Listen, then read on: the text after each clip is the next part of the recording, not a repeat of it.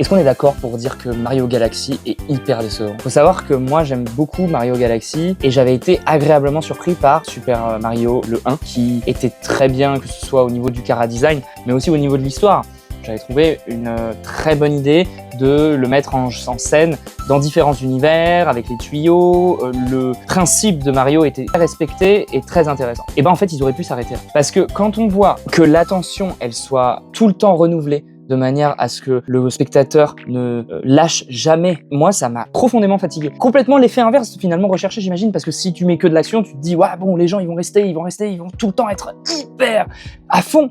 Et ben en fait, non, c'est fatigant cognitivement. Alors oui, certes, c'est adapté à des gens qui auraient du mal peut-être à se concentrer dans un film.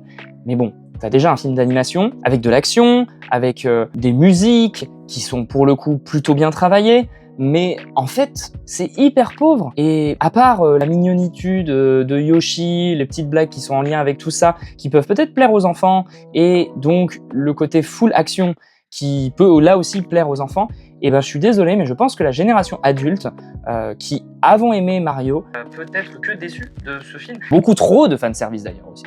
On peut le dire, quand on a les Pikmin qui arrivent, on a plein de références. Fox, c'était super intéressant. Mais sortez-nous un Fox et puis c'est très bien. Mais alors, nous sortir plein de micro-références juste pour dire « Regardez les clins d'œil, vous avez joué à des jeux de la licence ?» Pour moi, c'est décevant.